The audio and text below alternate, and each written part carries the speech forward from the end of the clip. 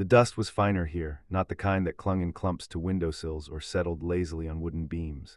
No, this dust was sacred. It shimmered faintly in the shafts of light that pierced the narrow stained-glass windows of the lower crypt. It coated the parchment like a veil of age, as though the words beneath it had grown weary of being read and wished only to sleep. You moved quietly between the shelves. Not because anyone was listening, no one ever came down here, but because silence felt expected, like the stone itself had grown accustomed to secrets and would not welcome noise that didn't belong. For the past 9 months this had been your domain, a cavernous, forgotten wing of St. Aurelius Church, hidden beneath layers of incense and liturgy. The upper clergy had little interest in records, and the villagers saw the archives as a place of the dead. But you liked it here. There was comfort in the order of things, baptisms filed by decade, deaths recorded in the careful script of long-dead scribes, ink faded into memory.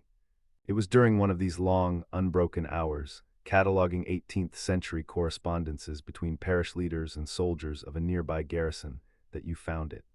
Tucked between a hymnal and an unlabeled book of chants was a thin roll of vellum, brittle at the edges.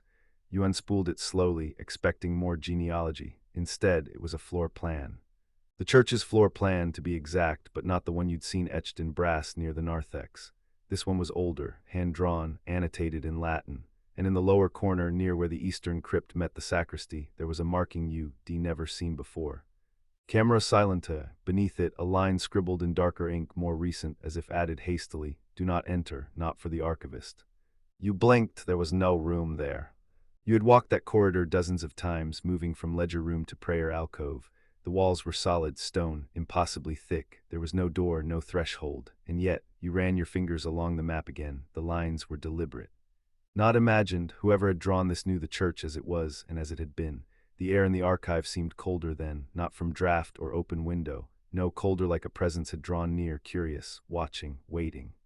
You rolled the map back up and placed it beside you on the desk, heart thrumming. For the first time since you began working here, the silence didn't feel sacred. It felt like warning. You didn't sleep that night, not for lack of trying. You boiled the tea leaves just the way Sister Agnes had shown you, 3 minutes steeped, never more. You paced between your small bed and the cracked window overlooking the cemetery. You opened the worn copy of Psalms on your nightstand, even traced your fingers over the dog-eared pages like a blind man searching for vision. But the vellum burned in your mind. Camera silente, the room of silence. Not for the archivist, you told yourself you wouldn't go looking, that the warning was enough. That curiosity had no place in sacred spaces, but you'd already failed. The next morning, before the sun had fully warmed the cobblestones of the courtyard, you were back in the eastern crypt, palms sweaty, a lantern trembling in your hand. The corridor stretched out before you just as it always had, stone, unbroken, untouched. You ran your hand along the left wall, fingertips grazing uneven mortar and chill. Nothing, but on the right. There was a seam, you would have missed it had you not stared for so long, an impossibly thin vertical line, jagged like a scar, running from floor to ceiling. It wasn't carved, it was exposed, like the wall had once been whole, and someone had peeled back a layer of time to reveal what was hidden beneath. You tapped it. A dull sound, but softer than the rest of the stone. You pressed your palm flat the way you'd once seen a mason test for hollows, then both hands leaned in and felt it, not movement exactly, more like resistance giving way, a sigh beneath the surface. The wall shifted, only slightly. But it was enough, a breath of stale air exhaled into the corridor, dry and strange. You stepped back instinctively. The lantern's flame flickered, stretching shadows in unnatural shapes. There was a door now, small. Rounded at the top like a monk's hood. No handle, no hinges, just a single word carved into the lintel, reminiscere. Latin, remember, you didn't remember opening it. Only that your fingers moved, touched the center, and the stone yielded, not like a door swinging on hinges, but like a memory surfacing from somewhere deep. Soundless, smooth. The darkness inside was complete. Not black, but thick, like the very air had forgotten light. Your lantern barely pierced it, but you stepped forward, heart in your throat, feet unsure. The moment you crossed the threshold, the silence grew dense, oppressive. The stone absorbed every sound, your breath, the creak of your boots, even the flutter of fear in your chest. The door closed behind you, not with a slam, not with a click, just absence, as though the hallway had never existed at all. And in the stillness, something began to whisper, not aloud, not in your ears, but inside you, and it whispered your name. The whisper wasn't like a voice, it had no weight, no sound. It was more like a shape inside your mind. A thought you didn't author, a feeling you didn't invite, yet there it was, blooming behind your eyes like light behind closed lids. It spoke your name, not the name others used, but the one you barely remembered from childhood. The one only your mother had whispered in the dark when fever racked your body and she begged heaven not to take you. You froze, and the room welcomed that stillness, folding it into itself. The air was unmoving. And yet every hair on your arm stood upright, as if something had passed too close without touching you. You tried to step back, your foot didn't move, not out of paralysis, not out of fear, out of invitation. It felt like the stone beneath your feet had accepted you, that to leave now would be to betray something old, something sacred, or perhaps something watching. The chamber stretched wider than you expected, impossible, given the structure above. You held up the lantern and its flickering light landed on the edges of wooden shelves, but they weren't filled with books. They were filled with relics, not golden chalices or bones of saints. No, these were stranger, quieter things. A faded ribbon, a glass eye, a torn page with one word inked in blood red, obligatus. You couldn't name the feeling that stirred in your chest, reverence and dread, braided so tightly together that they felt like a single breath. In the far corner of the room stood a pedestal, stone, smooth, atop it a single object, a journal, bound in leather so aged it looked almost fossilized. You approached, unwilling and unable not to. When your fingers touched the cover, it felt warm, not like heat but like life. The scent of it filled your lungs, parchment, ash, a hint of rain long fallen, and as you opened it, the room didn't brighten or shift, the light didn't dance. But the words on the page seemed to recognize you, to expect you. The ink was familiar. The handwriting was your own. You blinked, your breath caught. The first line read, "I was never meant to find this room again. I'm beneath it. But if I am reading these words, then I've forgotten what I was made to remember." You dropped the journal. It landed with a muted thud, kicking up a cloud of ancient dust. You stumbled back, mouth dry, thoughts skittering like mice from light. How could this be? How could something written in your hand be older than your memory? The journal lay open now, its pages fluttering despite the still air. And the whisper returned, louder this time, but still inside you. You promised you would never come back. And now you had. You stared at the journal lying open on the floor, the pages still shifting as though caught in a wind that didn't exist. You didn't want to touch it again, but you couldn't seem to look away either. The letters blurred for a moment, like ink bleeding into water, and then reformed. New lines appeared. You were certain they weren't there before. The mind forgets what the soul cannot bear, but the soul always finds its way back. You swallowed hard. The lantern in your hand had begun to dim, not from lack of oil, but like the darkness itself was swallowing the flame. You tried to focus on something rational, something real, the structure of the room, the materials, the record of it all, but none of this was in any of the church's blueprints. None of it was in the ledgers, the parchments, the sealed vaults. And yet your name was in this book, your handwriting, your thoughts, unless they were never your thoughts to begin with. You crouched slowly and picked the book up again, your hands trembling. The next page had a sketch done in hurried charcoal. A doorway, the same arch, the same word carved above, reminiscere. Beneath the sketch, a diagram, lines drawn from the arch like roots, weaving through something that looked eerily like the map of the crypt itself, except here there were other rooms. 7, to be exact, marked only by symbols you didn't recognize. But you understood one thing immediately. This room wasn't unique. It was one of many, and you had just stepped into a network. The journal continued. If you find one, you awaken the others. If you write this down, you bind yourself again. The church will never admit the rooms exist, but they know, they always knew. You flipped the page with shaking fingers. The next line was shorter. And colder, the room remembers, even if you don't. The whisper was behind your ear now, not in your head, not imagined, breath against your neck, real, and it said in a voice that cracked like old wood, "Welcome back."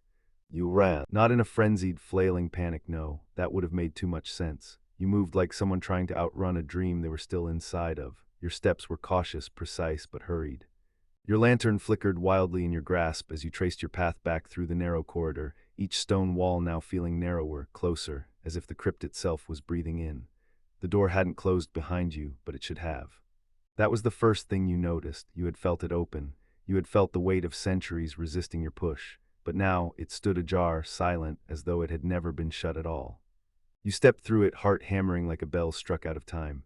When you turned around to glance back, just for a second, you almost wished you hadn't. The archway was gone, just stone now, solid, unbroken wall, no symbol. No seam, not even dust disturbed by passage. You reached out and knocked on the stone, once, twice. The sound came back muted, thick, final. You hadn't closed the door, the room had closed itself. Still gripping the journal, you backed away slowly, spine cold with a dread that wouldn't leave. It had followed you out, not the voice, not the vision, but the knowing. You weren't just an archivist anymore. You were a participant.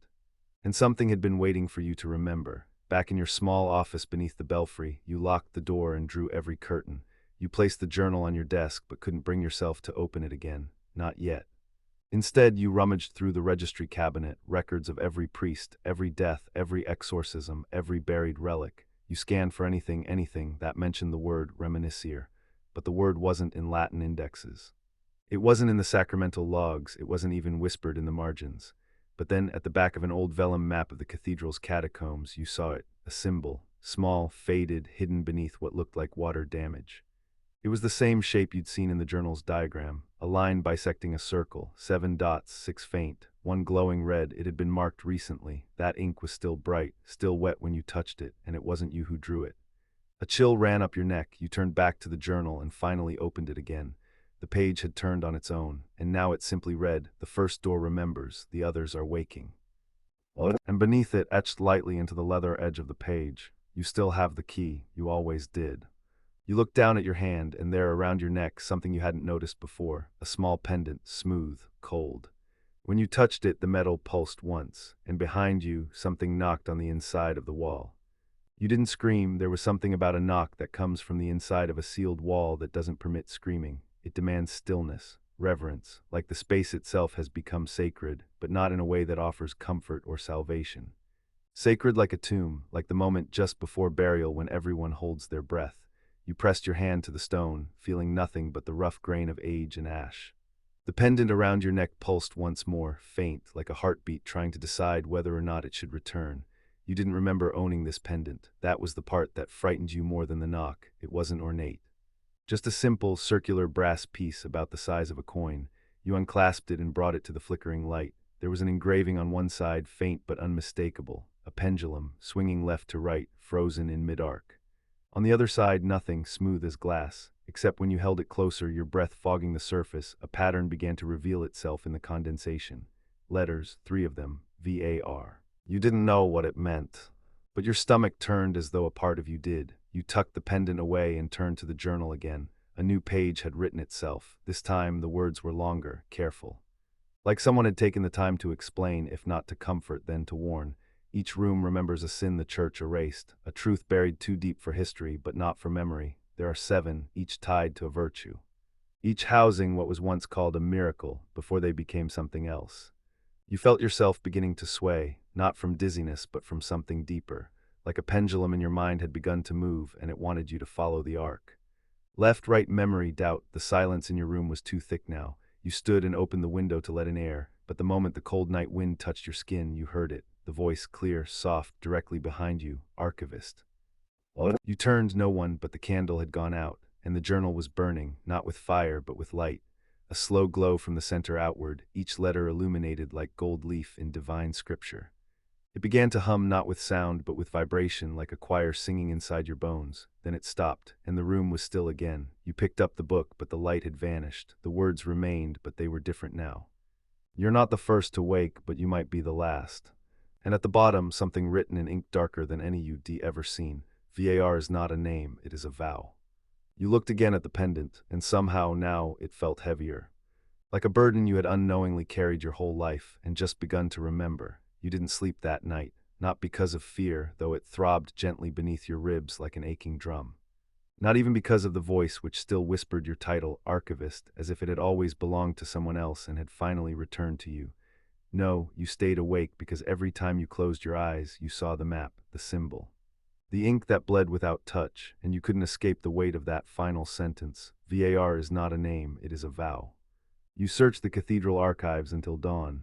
Dust choked the shelves like cobwebs spun by time itself.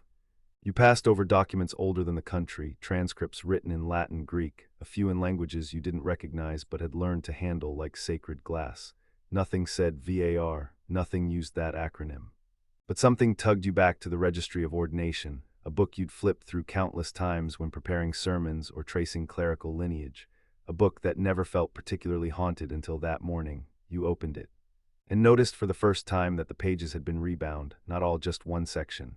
Page 117 to 130, newer thread, newer glue, still aged with tea or fire to look uniform, but not the same. You loosened the binding with a knife and peeled the pages gently back. Between the seams, wedged between page 122 and 123, you found a folded slip of parchment. Yellowed, cracked with three symbols stamped into it, a pendulum, a veil, a root. Below them, words handwritten in a flowing, measured script, vault of anointed remnants. Admission must be earned, not inherited. The door opens only to those who still believe in silence.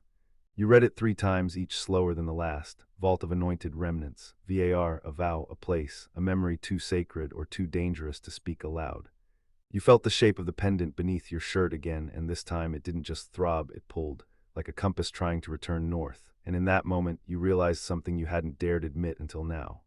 The door you had opened was not the door, it was the first of several, and whatever you had awakened beneath this cathedral, it wasn't finished. You rose from your desk, fingers curled tightly around the pendant, and moved with new purpose through the corridor behind the apse.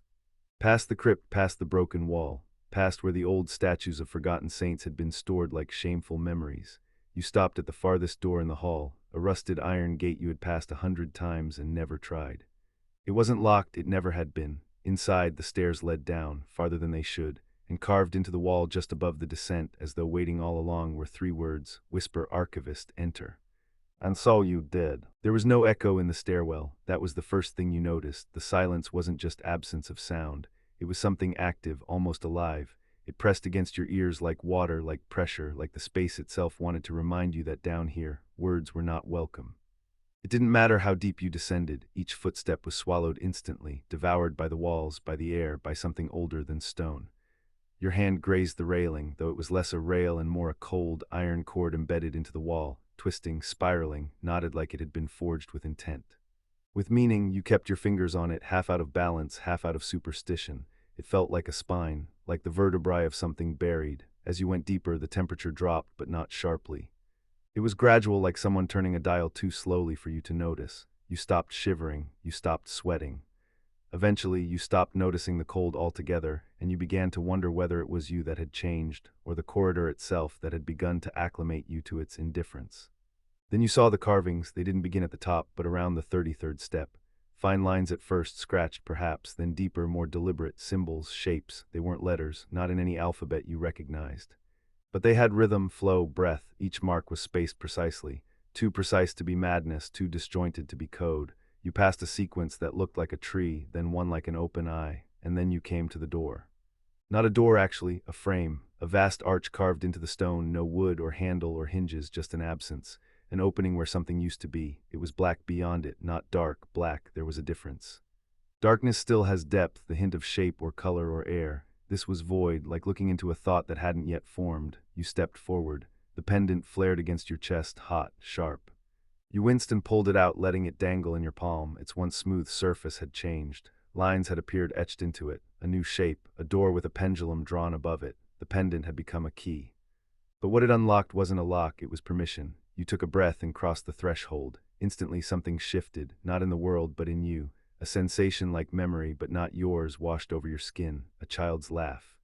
A distant scream, bells ringing underwater, a prayer said in a language that never belonged to this earth. They weren't visions, they weren't hallucinations, they were residues. You had entered the vault, and the vault had begun to read you back. At first, it felt like walking into a breath held for centuries. The air inside the vault was still, not dead, not stagnant, but reverent. Like even the dust had been instructed to stay quiet. Your footsteps didn't echo here.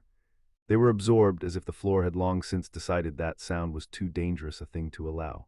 Every sense in your body rebelled at once. Your ears strained toward silence so thick it rang. Your eyes tried to find edges in a space that didn't quite have any, and your lungs hesitated before each inhale, as if asking permission.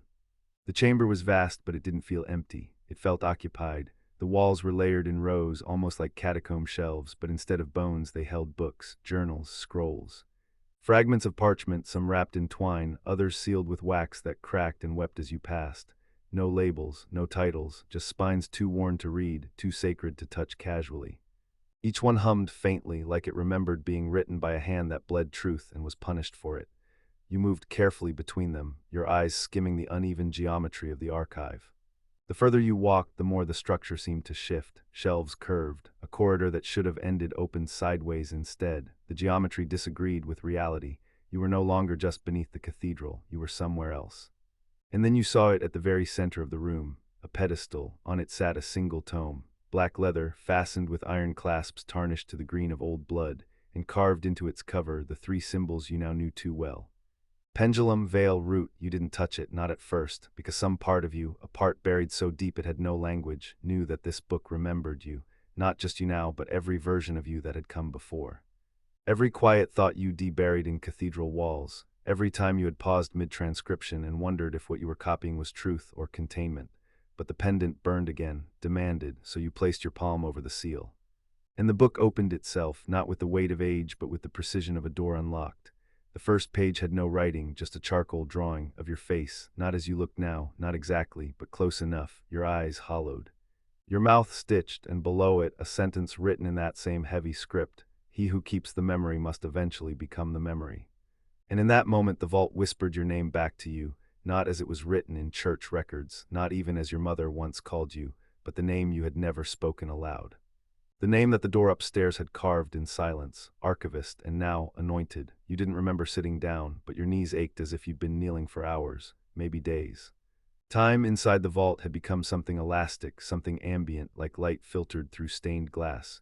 It no longer ticked forward, it pressed like slow gravity, pulling memory down into marrow. The book remained open before you.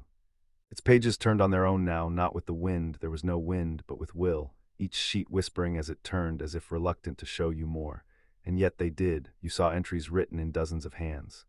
Some inked, some carved, some burned. Each entry recorded not history as the world knew it, but truths that had been hidden beneath history. The sins of popes no one remembered. The names of saints who were never canonized because their visions were too accurate. And in between these entries, sketches, crude, beautiful, terrifying. A woman kneeling at a river of teeth, a tower made of mouths. A boy with no eyes holding a lantern filled with screaming light, and again your face, drawn on the final page, this time older, your eyes closed, your mouth sealed, a script surrounding your likeness like a halo of thorns. He who reads the room will one day be read by it. The vault was not just a place of memory, it was a mirror, and you had passed through. You had been recorded, not in ink, not in flesh, but in the unseen lines of this place. Then came the sound, soft at first, like breath under stone, a vibration beneath your feet. The walls began to pulse slowly, subtly, as if they too had a heartbeat. Books fell silent, pages stilled. And in the center of the room, beneath the pedestal, a seam appeared in the floor. A rectangle, stone, chiseled edges, a slab. You didn't have to open it to know what it was. A tomb, and carved into its surface your name, not the one you had now. The one you would have. You stepped back, the pendant around your neck felt heavier now. Cold, you reached for it, only to find it fused to your skin, no longer separate. It had chosen, or perhaps the room had chosen through it. And that's when the whisper returned, not in your ears, in your bones. You are not here to archive the truth, you are here to join it. The vault had no need for scribes anymore. It needed a guardian, a vessel. A witness too complete to be human. You looked up and found no door. There was no going back, only forward through ink and stone and memory. And as the vault dimmed to silence once again, you finally understood. This room had never not existed. It had only been waiting for you.